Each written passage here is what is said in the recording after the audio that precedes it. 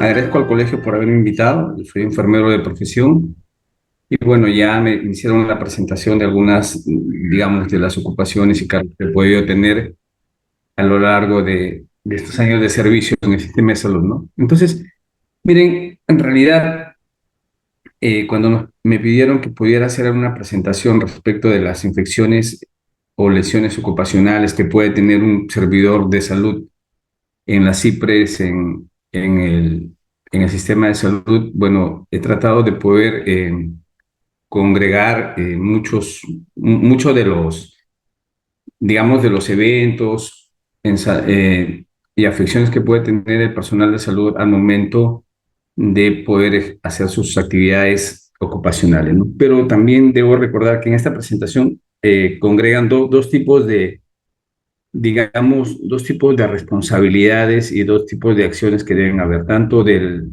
la institución como, digamos, como la que brinda el servicio o el empleador que lo denominamos nosotros, y también las funciones que tienen los servidores, personal de salud, cuando ejerce su función, ¿no? Siguiente, por favor. Sí, ok. Mire, cité este tipo de infecciones. Generalmente ese término, las infecciones asociadas a la atención de salud, generalmente cuando escuchamos creemos que estas infecciones solo pueden ser, digamos, se pueden presentar o afectar a los pacientes, pero es entendido pues que el 90% de estas infecciones pueden afectar a los pacientes, pero un porcentaje considerable que también puede afectar al trabajador. Y es también, en ese sentido, las infecciones asociadas a la atención de salud son motivo de la vigilancia por parte del Ministerio de Salud a través de la CDC, ¿no? Que antes era epidemiología. Entonces, es digamos, uno de los eventos, es una de las infecciones que se vigila en el sistema de salud, ¿no? Adelante, siguiente, por favor.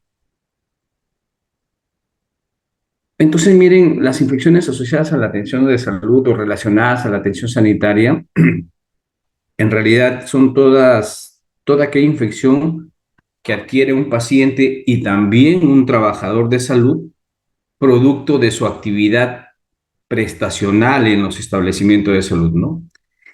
Es por eso que hoy en día nosotros podemos decir que las infecciones asociadas a la atención de salud se afectan a los pacientes, pero también afectan a los prestadores, es decir, al personal de salud de todas las profesiones, ya sean asistenciales como también administrativos. Y en ese sentido, hasta más o menos una década atrás, pues se hablaba que las infecciones asociadas a la atención de salud solo eran un tema hospitalario y por lo tanto las denominamos infecciones intrahospitalarias. Pero ya luego se fue descubriendo y ganando evidencia en que las infecciones también se podían dar en el primer nivel de atención y es por eso que el término es un poco más inclusivo para ambos niveles, ¿no? Ahora denominamos infecciones asociadas a la atención de salud. Siguiente, por favor.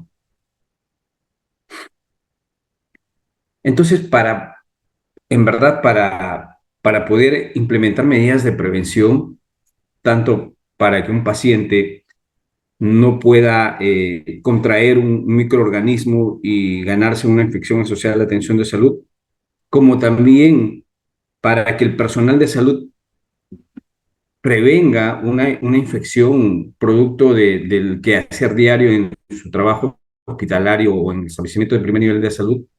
Hay que conocer cómo es que los microorganismos pueden transmitirse en estos espacios hospitalarios o espacios sanitarios, ¿no? Por eso es que acá podemos decir a otra y sobre todo, y esta es la parte más, ¿no? Para el caso del personal de salud y de un entorno del paciente o viceversa, ¿no? Entonces, y ahí podemos dar ejemplos, por ejemplo, el tema de la tuberculosis, ¿no? El tema del entorno, los ambientes hospitalarios tienen de alguna manera un mecanismo de transmisión de ese tipo para la aparición de infecciones, sobre todo a personal de salud, ¿no?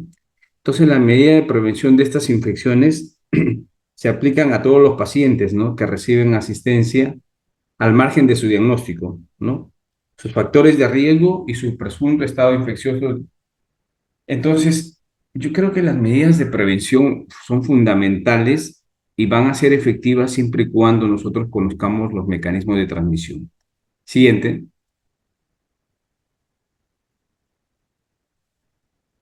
Siguiente, por favor. Hola.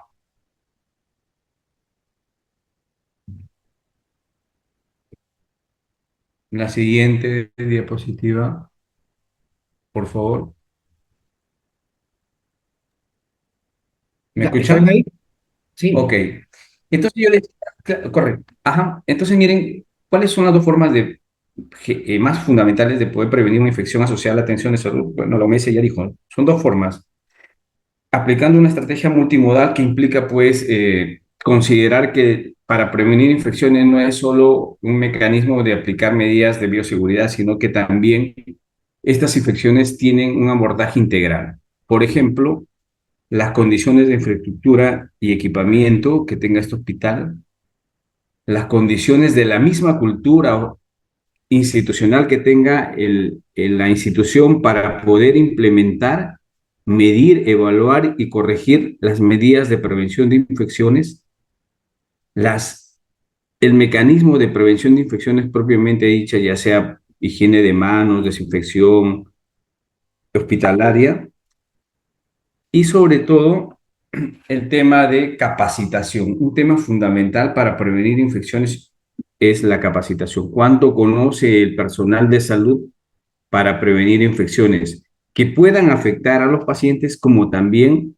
que puedan afectar a sí mismo cuando realice la atención de salud?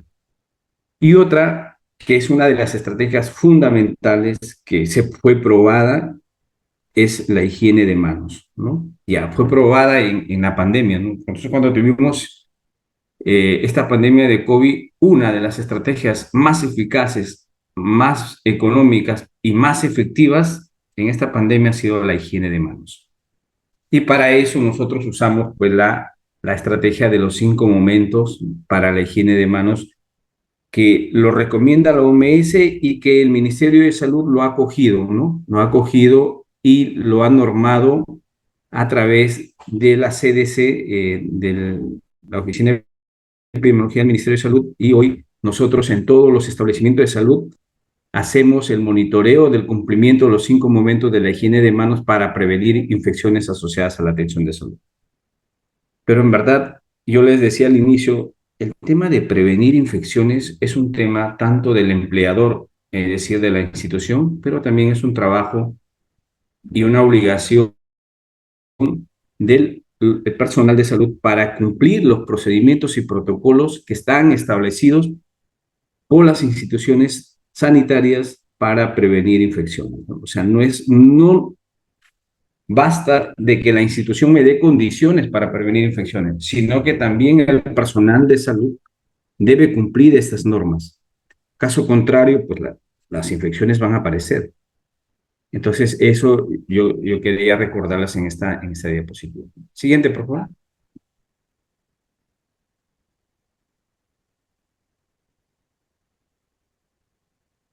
Una antes, por favor.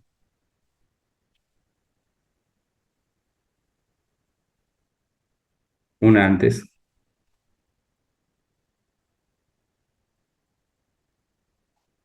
Una antes. Puede ser una antes. Había un gráfico eco. Miren, entonces, las infecciones asociadas a la atención de salud están dentro del listado de eventos sujetos a vigilancia epidemiológica obligatoria. Es de cumplimiento obligatorio. Y se dan cuenta en este listado, tenemos 6 que son obligatorias. Y una de esas se denomina exposición laboral a agentes patógenos, por ejemplo, de sangre en personal de salud, ¿no? Entonces, y sobre todo aquella relacionada a punzocortantes y salpicaduras, ¿no? Entonces miren que también dentro de las IAS, por eso yo les decía, no solo son afecciones a los pacientes, sino también estas infecciones se consideran aquellas que pueden afectar al personal de salud y está ahí marcado en rojo, que es motivo de la vigilancia epidemiológica de infecciones asociadas a la atención de salud. Siguiente, por favor. Siguiente. Ok. Aparte de las infecciones asociadas a la atención de salud, la OMS también dice que hay infecciones ocupacionales, ¿no? Entonces, son aquellas infecciones que un personal de salud puede contraer producto de su ocupación, de su quehacer diario en los establecimientos de salud. Y pues hablamos que las infecciones ocupacionales más comunes que preocupan al sistema de salud son aún todavía, fíjense, a pesar de que pasó mucho, mucho tiempo y que aún implementando toda la tecnología, aún sigue siendo la tuberculosis, la hepatitis B, la C, el VIH-Sida y las infecciones respiratorias, por ejemplo, la del coronavirus y la gripe, ¿no? Pero mire, si nosotros, por ejemplo, yo trabajo en Amazonas, ¿no?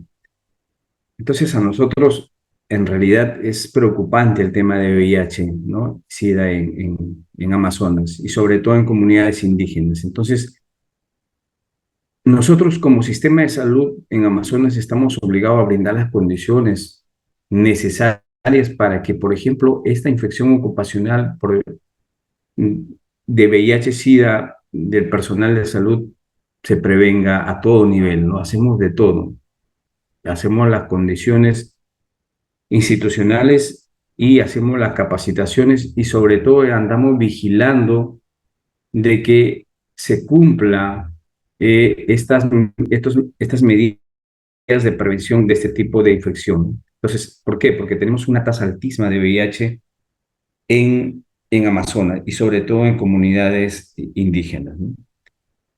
También se indica que las infecciones ocupacionales, por ejemplo, los mecanismos para tener estas infecciones eh, están ocasionando de alguna manera infecciones como la hepatitis, ¿no? La hepatitis C.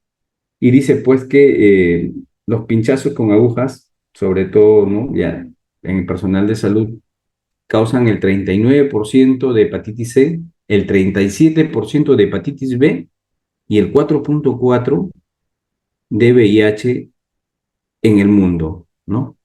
Ese es el mecanismo por la que de alguna manera el personal de salud contrae una infección ocupacional. Esa es la magnitud con la que se presentan estos casos. Además, indica pues que la prevalencia de infección aguda por hepatitis B en el personal de salud a nivel mundial, en la actualidad tenemos un 5.3%, ¿no? Es la prevalencia en personal de salud a nivel mundial, según la Organización Mundial de la Salud. Y alrededor del 54%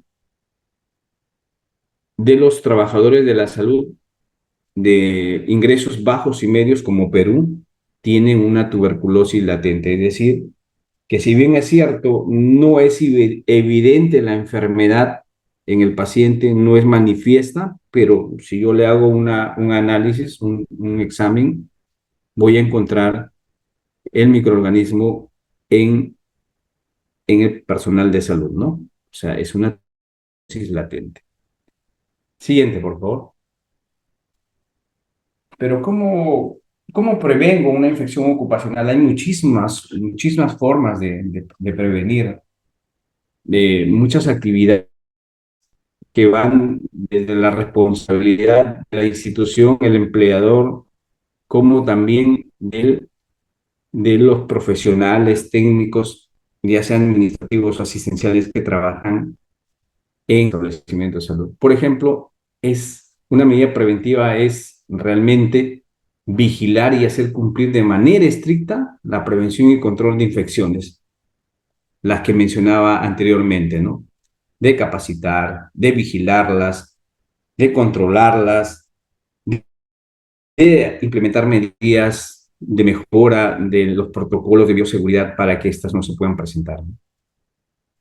Observar las precauciones habituales para el control de infecciones, por ejemplo, dice que es de obligación, miren, las medidas preventivas aún sean económicas, son efectivas, ¿no? El lavado de manos, la higiene respiratoria, la eliminación de residuos hospitalarios, ¿no? Que tenemos grandes problemas acá, ¿no? Grandes problemas y sobre todo, por ejemplo, tenemos muchos accidentes por punzocortantes en la etapa de segregación de estos residuos sólidos hospitalarios, ¿no? Entonces tenemos, por ejemplo, continuamente, al menos en Amazonas y en el Sistema Nacional de Salud también, ¿no? Por ejemplo, pinchazos con catéteres, con agujas, ¿no? Con punzocortantes y sobre todo, bueno, acá en Amazonas siempre tenemos notificación de estos casitos de personal de salud que se pincha con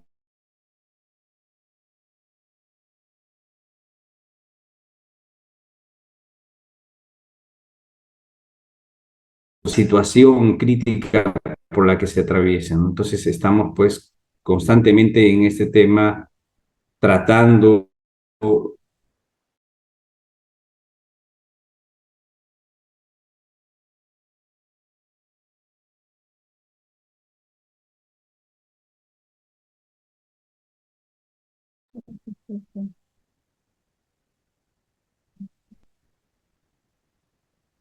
no sé si me escuchan. Sí, le escuchamos, le escuchamos. Disculpen, hubo una interrupción de internet. Entonces, miren, hay que vigilar de que se cumpla, está en la obligación de las instituciones que se cumplan todos los protocolos para prevenir infecciones. Están dadas, no hay más que inventar, hay que cumplirlas y eso es responsabilidad de la institución hacer que se cumplan y brindar las condiciones para que se cumplan. Y otras, hay que vigilar los mecanismos de prevención que ya están instaurados, como decía yo, lavado de manos. Miren, cuando nosotros hacemos una vigilancia, en promedio la adherencia a higiene de manos en Amazonas no supera el 37%, es decir, el 37% del personal de salud se lava las manos cuando debe lavarse.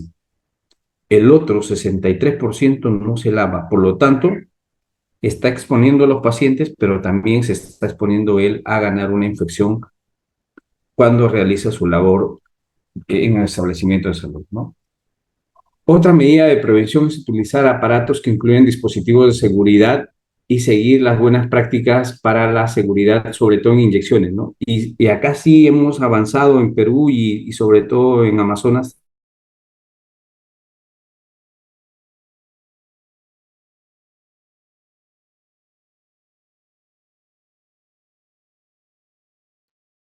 Parece que tenemos problemas con la conexión de internet del ponente.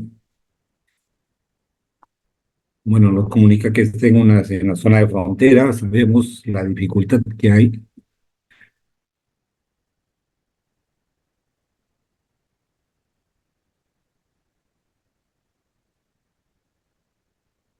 Y de alguna manera ha ido invirtiendo en esto, ¿no? Entonces ya como que no es tanto que me cuesta, sino que es lo que me ayuda a prevenir. Y para eso sí, de alguna manera tenemos este trabajo, ¿no?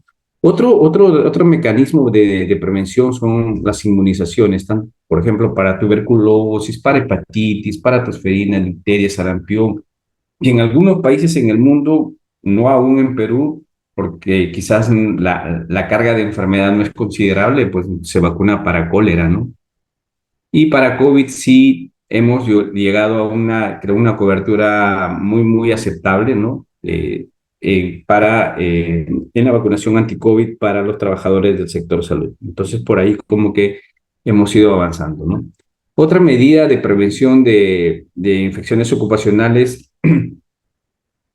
es que los servicios de salud en realidad deben estar preparados para poder detectar tempranamente, diagnosticar y dar tratamiento y acompañamiento a estos pacientes que sufran una infección ocupacional, pero sobre todo aquellos pacientes que pueden ser afectados con VIH o tuberculosis, ¿no? Entonces, ya hay, digamos, directrices, normas que indican cómo es que se deben manejar estos casos, ¿no? Tanto en la prevención como en el diagnóstico y tratamiento. Siguiente, por favor.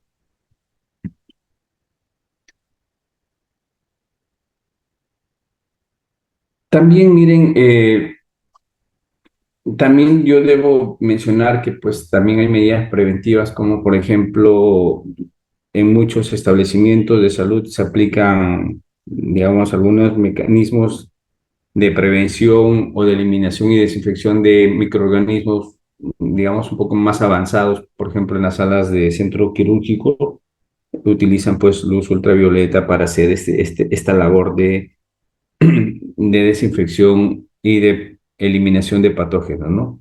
Por otro lado, también se pide pues que se implemente en los sistemas de salud un triaje clínico para detección temprana de pacientes con infecciones respiratorias a fin de que pues estas infecciones se puedan diseminar en el personal de salud, ¿no? Y esta es una labor que en el COVID se implementó y que se ha ido quedando, es que la institución en realidad para prevenir infecciones ocupacionales debe garantizar el buen suministro, el uso y el mantenimiento adecuado de equipos, ¿no?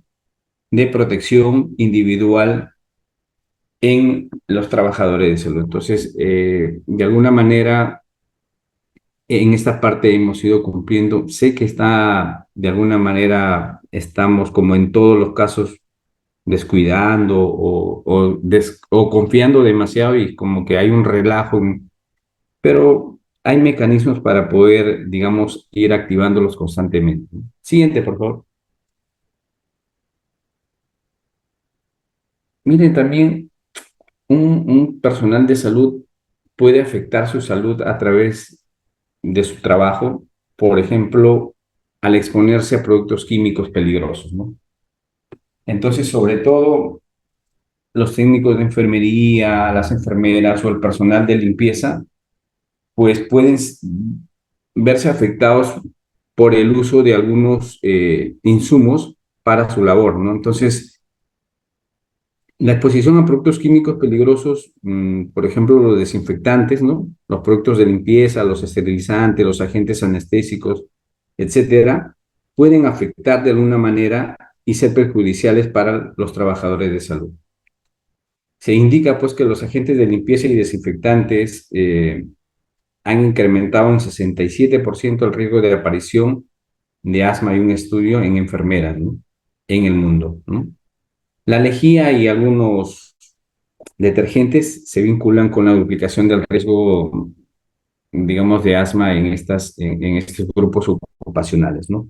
Entonces, miren, hay condiciones, digamos, que de alguna manera exponen al personal de salud a padecer afecciones en su salud, ¿no? Siguiente, por favor. Pero estas, en realidad, siguientes se pueden ir manejando, ¿no? Se han identificado algunos mecanismos de prevención. Entonces, si el mercado me ofrece algunos productos que yo debo utilizar cuya nocividad es cada vez menor, entonces el establecimiento y la ley faculta, por más que puedan costar caros, ir adquiriendo estos productos, ¿no? Entonces se puede adquirir y de alguna manera podemos reducir el riesgo de exposición para los grupos ocupacionales que antes mencionaba.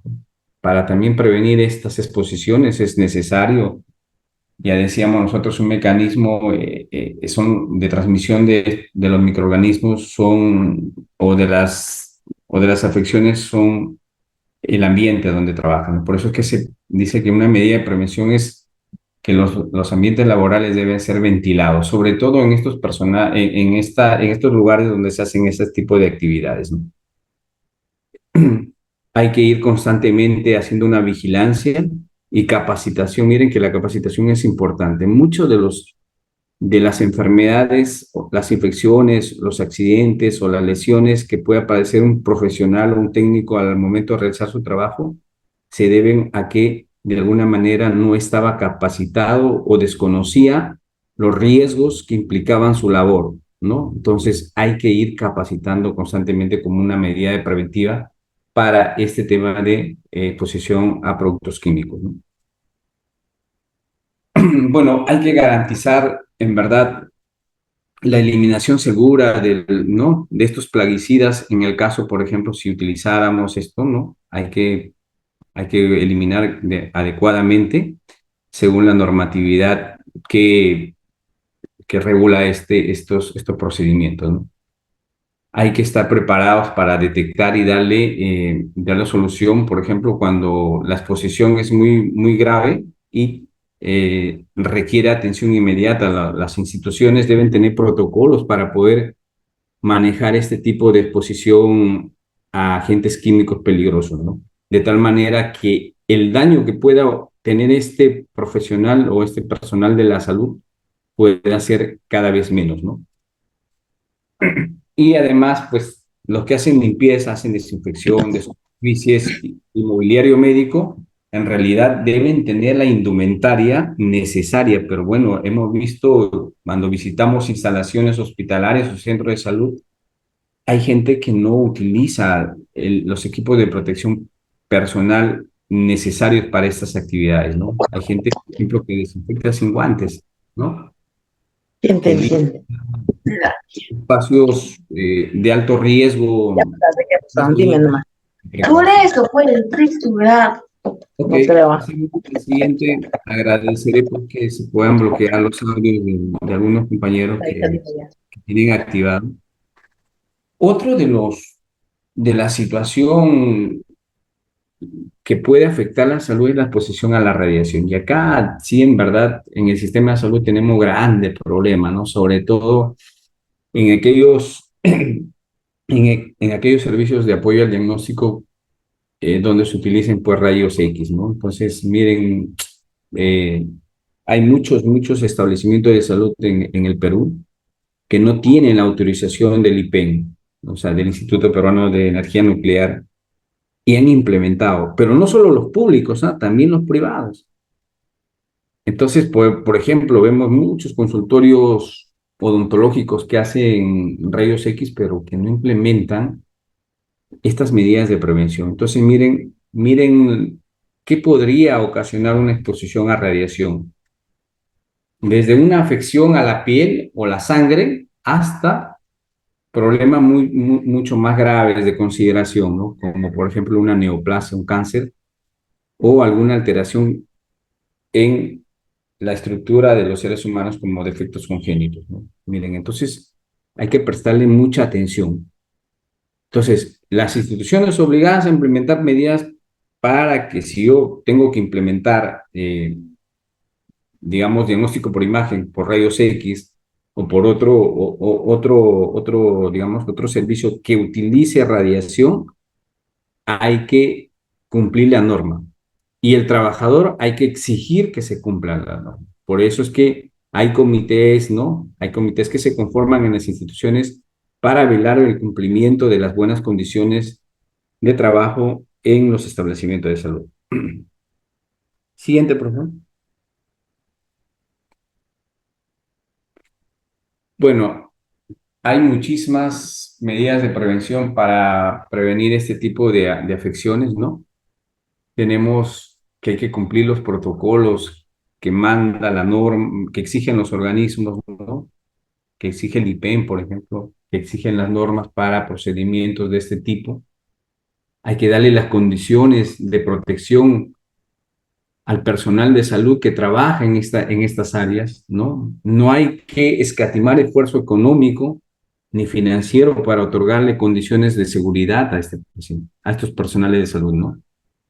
Hay que pensar en que en las afecciones que puede tener, ¿no? Las que mencionábamos a nosotros, que no son para nada leves, ¿no? O sea, son de consideración. Y entonces estamos también obligados a vigilar estas medidas, ¿no? Esta aparición de algunos casos, hay que vigilarlas, hay que notificarlas. Estamos obligados a notificar, porque miren, Yo he revisado la data del Ministerio de Trabajo para ver infecciones y en verdad es muy pobre, total. O sea, aparentemente el sistema de salud no ha implementado, no notifica, por lo tanto, la estadística de las infecciones ocupacionales, las lesiones, etcétera, son muy bajas, ¿no? No representan la realidad que sucede en el sistema de salud peruano. Entonces, ¿qué tienen que hacer las instituciones? Implementar la norma de notificación de eventos adversos, ¿no? ¿Y qué tiene que hacer el personal de salud? Registrar y exigir que se notifiquen y que se registren en el sistema de salud. ¿Para qué? Para poder dimensionar correctamente estas, estas afecciones que se dan y que en realidad en la actualidad no se notifican, ¿no? Ahí ustedes pueden leer muchísimas más de las medidas preventivas, ¿no? Algunas son repetitivas, como por ejemplo el uso de equipo de protección personal para este tipo de servicios, ¿no? Siguiente, por favor.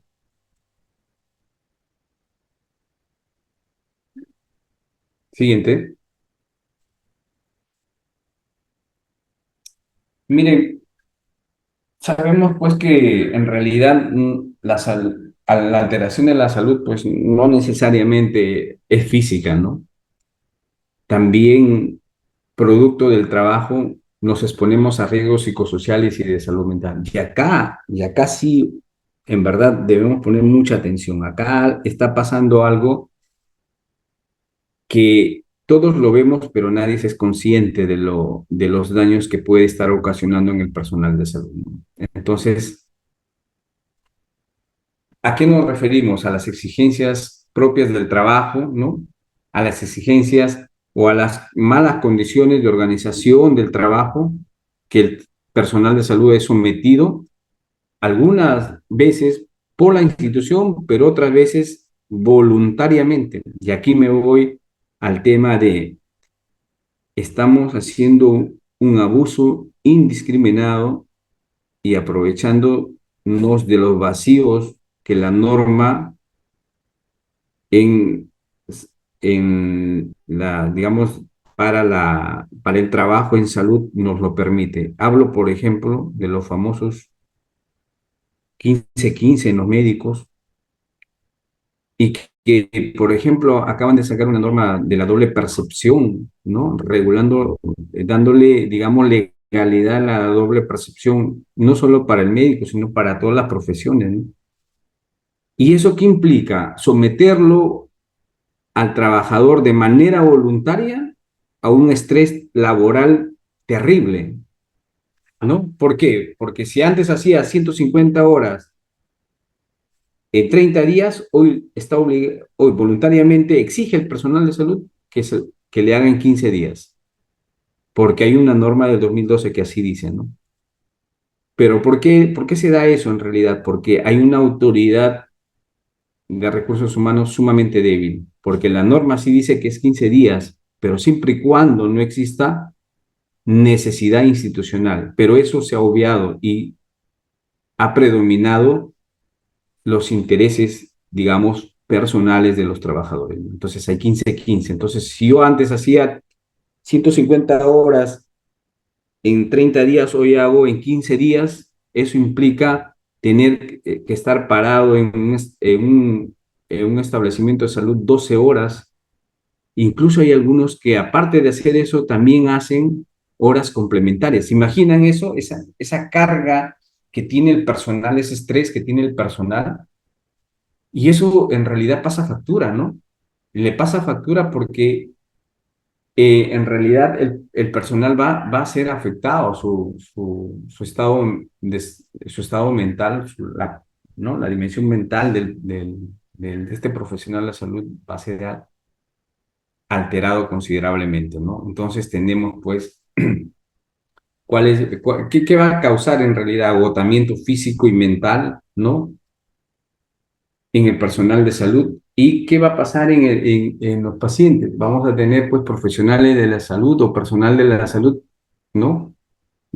De mal ánimo, no alertas y que al final pues emana en una, en una calidad de atención, digamos, mala, ¿no? Por no decir una calidad de atención totalmente ausente. Pero cómo en realidad la institución debe trabajar este tema que es real y que muchos no lo queremos ver. Siguiente, por favor. ¿Cómo podemos prevenir o manejar de alguna manera estos temas? Siguiente. Entonces tenemos en realidad que ser conscientes y hay que abordar los factores de riesgo que están produciendo esto, ¿no? O sea, yo no puedo someter a un profesional a tanta carga laboral, ¿no? Así me lo pida, así sea voluntario.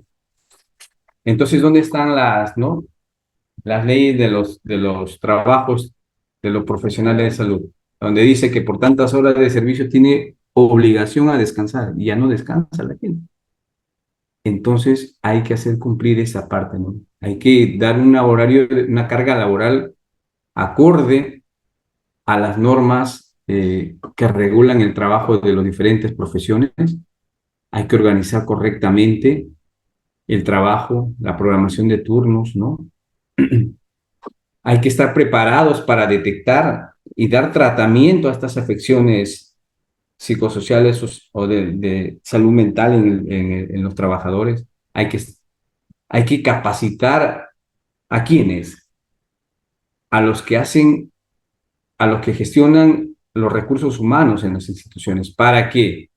Para que puedan poner límites, para que puedan monitorizar y para que puedan implementar medidas de prevención y poder manejar adecuadamente este tema que está creciendo de manera significativa en el sistema de salud y que nadie lo quiere ver porque en realidad hay por ahí, digamos, hay un conflicto de intereses, ¿no?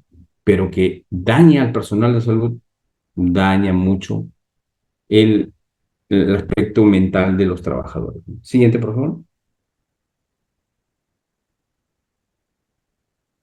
Siguiente.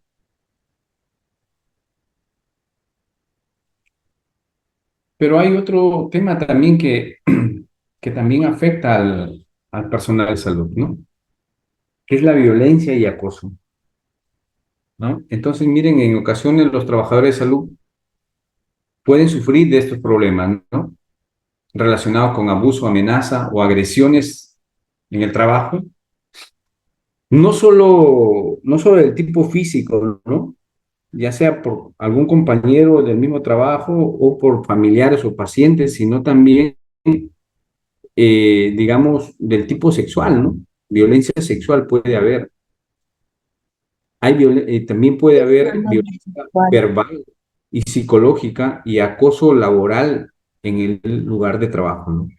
Esto, esto hoy en día, en verdad, es sumamente evidente y vemos pues que en las redes sociales se cuelga constantemente escenas que de alguna manera evidencian que esto se está presentando y que de alguna manera todavía no estamos preparados como institución para poder, digamos, manejar correctamente ese tipo de eventos que afectan definitivamente a los, al personal de salud, ¿no? Se habla pues que el 62% de los trabajadores de salud alguna vez han sufrido violencia en su trabajo, ya sea de los tipos que he mencionado, cualquiera de los tipos que hemos mencionado anteriormente. Miren, el 62% es casi es más de la mitad de los trabajadores han experimentado un tipo de violencia o acoso laboral, ¿no? Y ni qué decir, pues, de las agresiones verbales, ¿no? Hay un registro a nivel mundial que el 58% lo han padecido. Y de las amenazas, 33%. Pero recordemos que eso no solo es del usuario interno, sino también del usuario externo. Por eso es que las siguientes medidas van enfocadas a ese sentido, ¿no? En ese sentido. Adelante. ¿Cómo prevenir la violencia y el acoso laboral que puedan dañar, ya sea física o mentalmente, a los trabajadores de salud? Siguiente. Siguiente. Siguiente, por favor. ¿Vale? ¿Cómo yo puedo prevenir ese tipo de violencia y acoso laboral, ¿no? En En verdad, yo debo, como institución y como profesional de salud, reconocer que estos incidentes existen, ¿no? Ir generando estadística, ir reportando, ir denunciándolo para que la institución y los actores que tienen competencia en el manejo de estos casos puedan visualizar y poder implementar medidas correctivas, ¿no? También debemos tomar medidas para mejorar la organización del trabajo, las condiciones laborales, evitar que el personal trabaje solo, reducir el tiempo de espera. Miren, muchas de las agresiones que sufre el personal de salud es por parte del paciente o del acompañante del paciente cuando espera demasiado tiempo para la atención de salud. Entonces, la gente se desespera y termina agrediendo verbalmente al profesional o al personal de salud. Pero muchas de las veces ya de lo verbal se pasa a lo físico, ¿no? La agresión física. Entonces, ¿cómo evitar? Hay que ir midiendo el tiempo de espera y hay que ir implementando medidas correctivas para reducir el tiempo de espera. Hay que dar información efectiva a los pacientes y familiares, ¿no? Entonces, yo no puedo, yo no puedo hacer lo que hoy en día se hace en el sistema de salud, ¿no? Se dan poca información a los pacientes y entonces dejamos a a que los pacientes o los familiares puedan especular sobre su estado de salud y sobre eso puedan reaccionar de manera negativa contra el personal de salud, ¿no? Entonces, esa también es una forma de prevenir. Hay que notificar. Tenemos el registro y la notificación de eventos adversos en salud y uno de los eventos que se notifican son este tipo de eventos. La violencia, ya sea sexual o física, o el acoso deben ser, digamos, notificados. En el sistema de gestión de la calidad hay un aplicativo y es de obligación, pero que no lo estamos haciendo uso, ¿no? Hay que garantizar procedimientos de confidencialidad para, digamos, garantizar que las quejas y reclamos fluyan, ¿no? De tal manera de que si alguien se queja constantemente, denuncia constantemente, entonces se conoce la dimensión, se maneja el problema y entonces le damos solución a los problemas que ha presentado, que ha tenido los pacientes o familiares cuando fue atendido en el servicio de salud y evitamos de que esas quejas y esas denuncias no atendidas puedan ser causantes de agresiones o violencia contra el personal de salud que asume, que asume el paciente no son atendidas porque no le interesa al sistema de salud darle solución. Hay que hacer seguimiento, ¿no? De cómo se va comportando este tipo, se incrementa, por qué incrementa, en qué servicios se incrementa, en qué profesionales se da más, o sea, y darle la atención necesaria y ir implementando medidas de prevención, ¿no? Entonces, yo creo que con eso podemos de alguna manera controlar de que digamos, estas agresiones que pueda tener el personal de salud vayan disminuyendo y por lo tanto la seguridad y salud en el trabajo pueda garantizarse de alguna manera por parte de la institución. Siguiente, por favor. Pero también miren, no debemos dejar de mencionar que los riesgos ambientales en el trabajo pues pueden afectar de alguna manera a, al trabajador, ¿no? Entonces, los riesgos ambientales son factores que están relacionados directamente con el trabajo y que pueden causar desde un estrés en el paciente, en el personal de salud, a afectar directamente su salud física, ¿no? Entonces ahí vemos, por ejemplo, en instituciones donde, digamos, haya problemas de temperatura que provoquen ya sea exceso de calor o exceso de frío, ambientes donde el ruido es excesivo y a la larga el personal de salud puede ser afectado, ¿no? su sistema auditivo, perder la audición, ¿no? Y al final, pues, definitivamente van a haber daños aparentes en la salud de los trabajadores, ¿no? Y podemos decir que, por ejemplo, si los ruidos en el trabajo, en el lugar de trabajo, superan los 85 decibeles, puede causar lesiones auditivas temporales, pero también permanentes, ¿no? Permanentes que pueden ser en algunos casos irreversibles, ¿no? Además, pues definitivamente hay afecciones que tienen que ver con el tema de por estrés térmico, ¿no? Ya sea por baja temperatura o por alta temperatura, ¿no? También miren cómo no mencionar, y a veces hay digamos, trabajadores, a veces hay funcionarios que creen que la iluminación adecuada es una cuestión de lujo, y en realidad no, es una condición adecuada para lograr, porque lugares donde no exista buena iluminación pueden afectar físicamente a la larga al personal de salud, desde algunos problemas de fatiga ocular hasta la pérdida de visión, dependiendo del grado digamos, de ausencia de iluminación que puedan tener estos puestos laborales, ¿no? Entonces, ojo, acá, ¿no? A la entidad no es que sea un lujo las condiciones adecuadas que le demos a los trabajadores, sino que es un mecanismo de prevención, y a la larga es más económico, digamos, dar una buena iluminación que estar, digamos, atendiendo denuncias por afecciones a la salud que, que el profesional de la salud o el personal de salud puede hacer a la entidad. Y sabemos pues que el Estado definitivamente no gana muchas de estas luchas legales que los trabajadores emprenden contra la institución. Es muy raro que el Estado logre ganar alguna de ellas, ¿no? Siguiente. ¿Cómo podemos prevenir en realidad, no? Vamos a ver cómo podemos prevenir estos riesgos ambientales que pueden afectar la salud.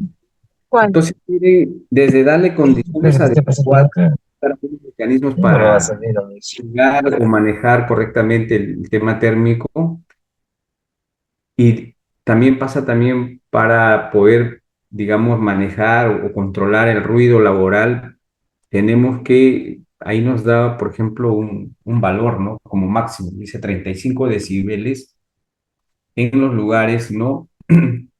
Donde necesitamos tranquilidad para poder trabajar, ¿no? Sobre eso ya la afectación al personal de salud se va a ir manifestando, ¿no? El tema de iluminación, hay que aprovechar mejor la luz del día. Eso implica pues que cuando nosotros construyamos establecimiento de salud, eh, el diseño arquitectónico de esos tiene que ir enfocado a que los ambientes tengan una iluminación natural.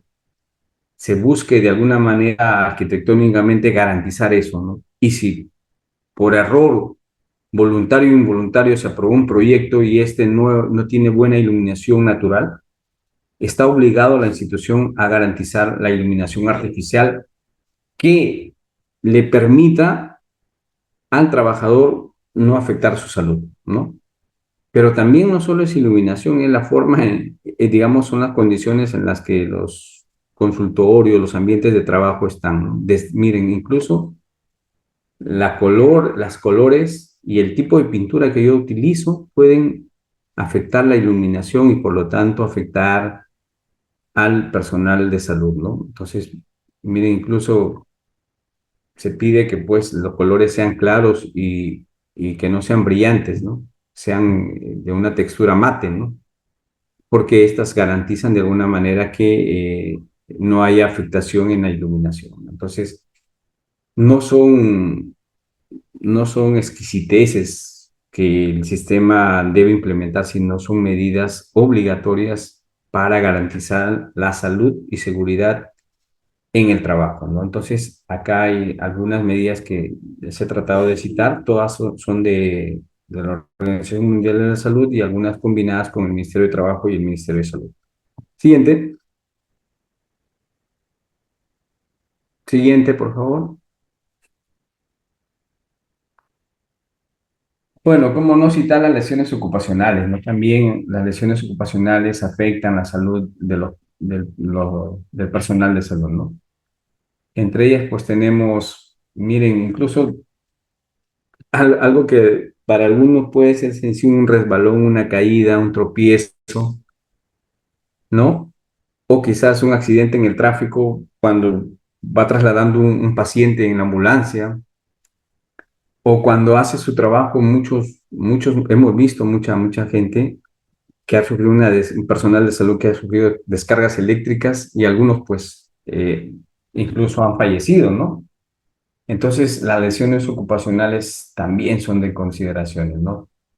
Entonces cuando nosotros hagamos los procedimientos, implementemos medidas, hay que tener mucho cuidado. Por ejemplo, los pisos mojados, los derrames, el desorden puede provocar que la gente se accidente, ¿no? Se accidente. Y no solo pues tenga una caída sencilla, sino que puede tener traumatismos de consideración que pueden no solo discapacitarlo temporalmente o permanentemente, sino que también pueden quitarle la vida, ¿no? Al personal de salud que labora.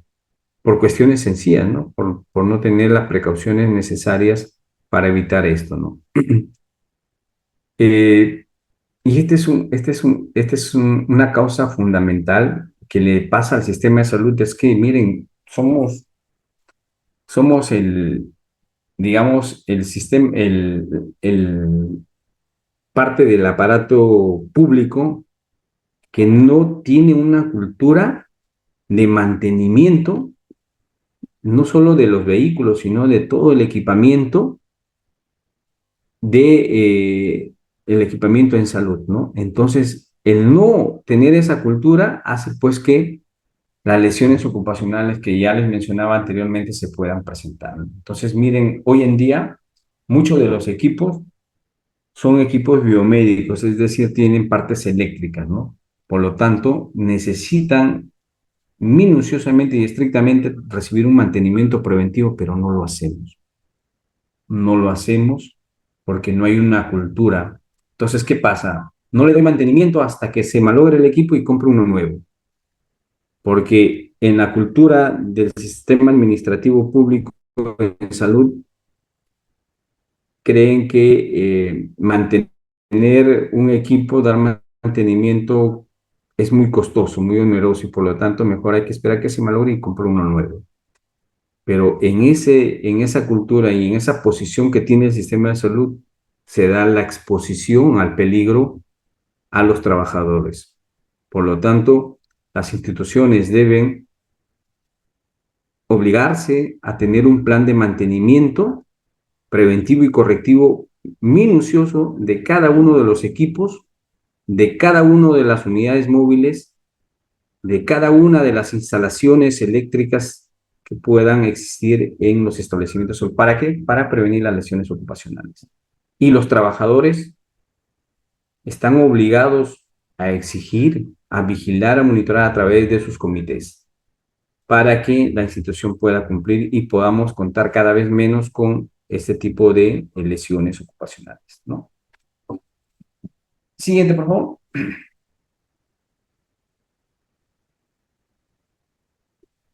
Siguiente. ¿Pero qué tenemos el programa? ¿Qué es su nombre? Ok. Ahí hay algunas medidas de prevención para lesiones ocupacionales. Miren, son sencillas, no son muy costosas. Pasan por implementar algunas medidas, ¿no? Que son muy económicas. La capacitación es un tema sumamente importante, ¿no? Miren, a veces le compramos equipos de última generación, pero el personal no conoce su manejo correcto, ¿no? No está adiestrado y por lo tanto no solo puede dañar al paciente, sino que también puede dañarse él mismo, ¿no? ¿Por qué? Por desconocimiento de este tema. Entonces, la capacitación también pasa por eso. El mantenimiento de las instalaciones eléctricas también es una medida de prevención. Tenemos acá, por ejemplo, hay algunos hospitales en el Perú que tienen instalaciones eléctricas de 30, 40, 50 años y que por todo lado hay cortocircuitos, ¿no? O sea, son tan antiguas, no solo el cableado, sino también digamos, los materiales, ¿no? Los tomacorriente, los enchufes, etcétera. Entonces, el riesgo es latente, por lo tanto, hay que ir trabajando en ese tema para evitar de que las lesiones ocupacionales puedan darse. Si hasta hace 20 años los pisos eran pulidos, hoy tenemos pisos antideslizantes, ¿no? Que nos permiten de alguna manera prevenir resbalones, tropiezos y caídas. Hay que organizar, hay que evitar que los servicios de salud se conviertan en almacenes, ¿no?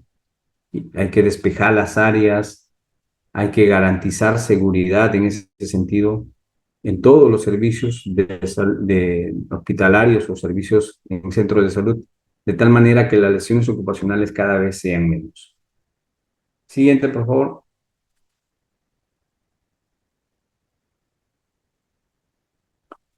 Bueno, en verdad es un tema sumamente largo. Yo creo que me he extendido un poco más de la cuenta. Agradezco su atención. Si es que hubieran algunas preguntas o comentarios, yo gustoso de poder responder.